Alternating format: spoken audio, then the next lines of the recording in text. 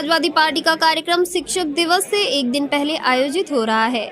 5 सितंबर शिक्षक दिवस के लिए अवसर पर शिक्षक सभा के लोगों के साथ बैठक। सर्वपल्ली राधाकृष्णन जी को मैं याद करता हूँ। उनके सम्मान में जन्मदिन के अवसर पर शिक्षक दिवस मनाया जाता है। मैंने 5 शिक्षकों को सम्मानित करने का काम किया है। 5 सितंबर को शिक्षक दिवस के अवसर पर शिक्षकों का सम्मान होगा। समाजवादी सरकार ने जब शिक्षक कोई समस्या लेकर आते थे तो उनका सम्मान हुआ है। शिक्षकों को इस बात से आश्वस्त करता है कि कभी भी कोई समस्या होगी समाजवादी पार्टी के लिए खड़ी है। नेता मुलायम सिंह जी खुद एक शिक्षक थे, इसलिए शिक्षकों की परेशानी को समझते थे। शिक्षा हम लोगों को सोचने समझने से लेकर आगे बढ़ने का रास्ता दिखाती है। शिक्षक सर्वपल्ली राधाकृष्णन ने पूरा जीवन वे शिक्षा के नाम किया था।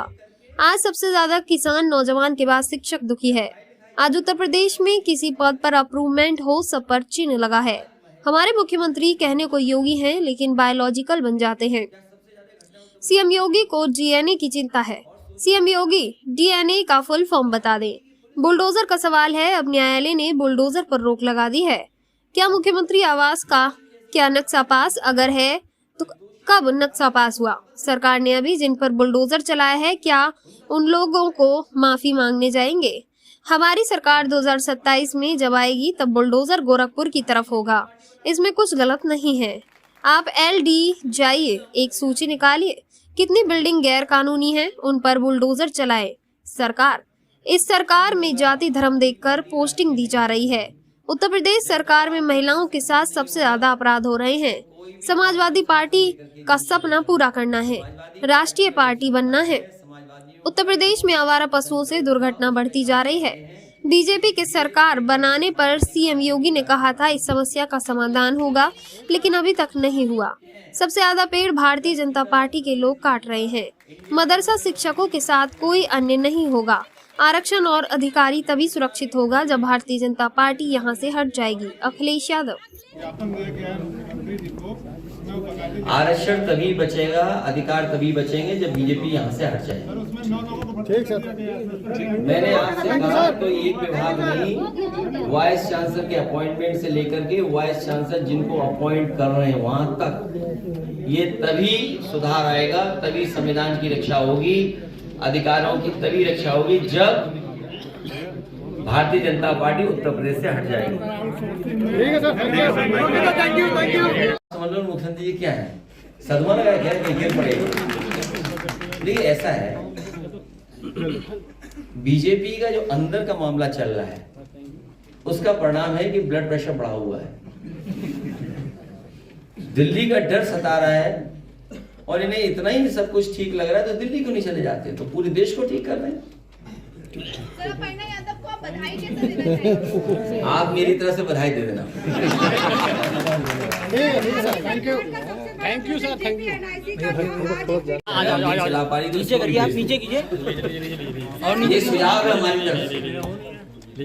जब ये सरकार नहीं चला रही है, नहीं उस बिल्डिंग को ठीक कर रही है, तो जिस तरीके से बहुत सी चीजें बेची हैं तो इसको भी बेच दो, कम से कम चलने तो लगे।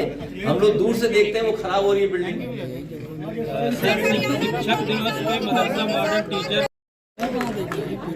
जो घटनाएं हो रही हैं, 60 समाचार के सरकार को बताने की कोशिश की कि हर दिन किसी न किसी जिले में कहीं न कहीं घटना उत्तर प्रदेश में हो रही है जिसमें एक जान जा रही है।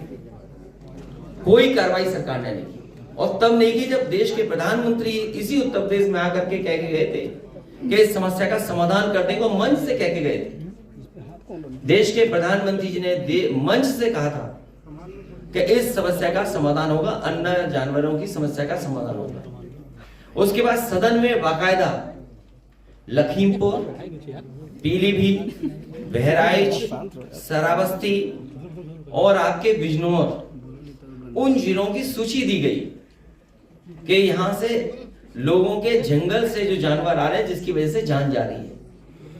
कई सौ किसान गरीब उनकी जान गई है।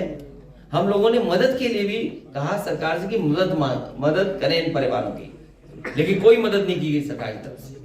और इधर सरकार ही नहीं बता पा रही कि आखिरकार बच्चों को कौन उठा ले जा रहा है। सरकारी कंफ्यूज है।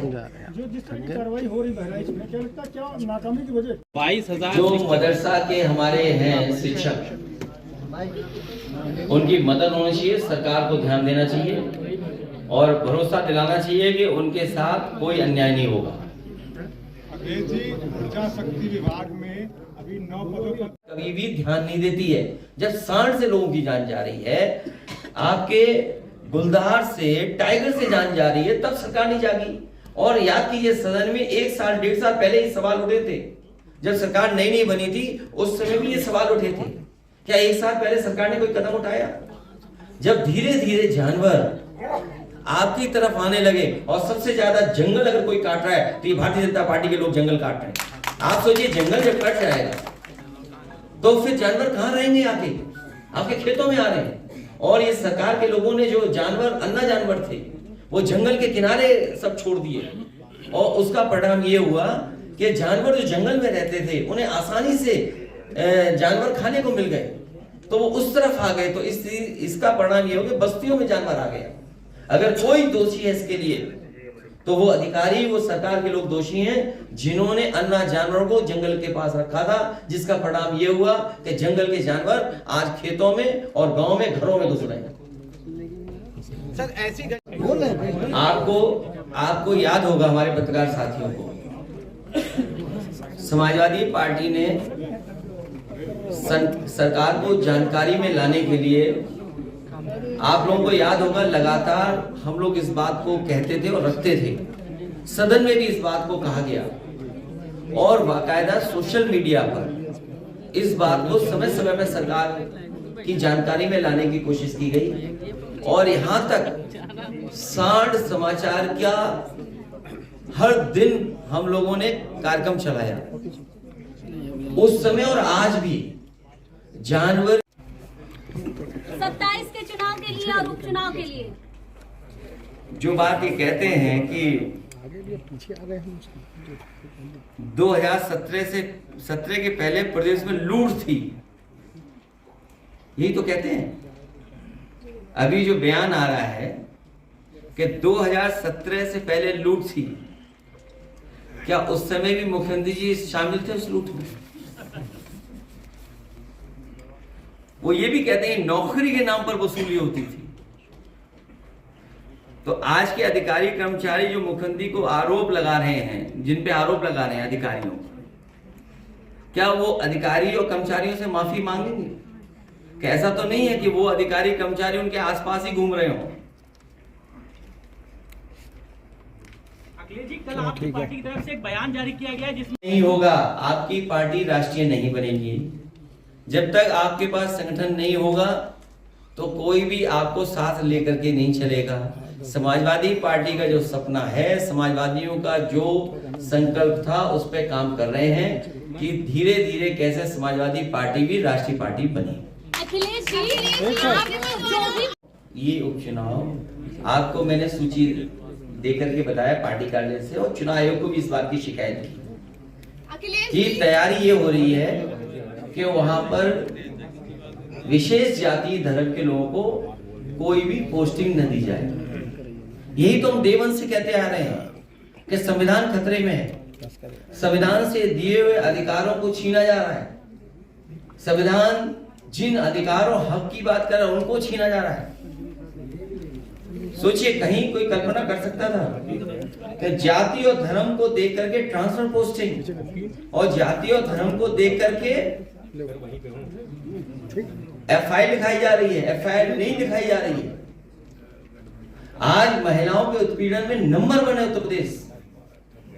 क्या सबसे ज्यादा घटनाएं उत्तर प्रदेश में नहीं है? और सोचिए, बाराबंकी की पुलिस समझौता करा रही है 1 लाख रुपए देकर के,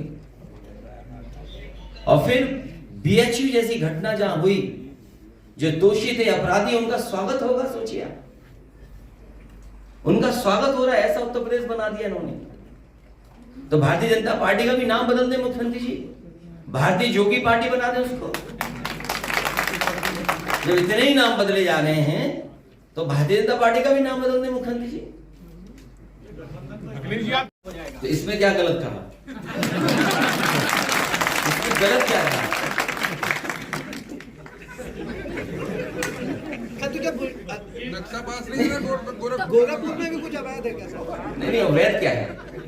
वहाँ पर नक्शा नहीं नहीं अवैध क्या है? ये कौन तय करेगा? इंस्टीट्यूशन तय करेगी ना।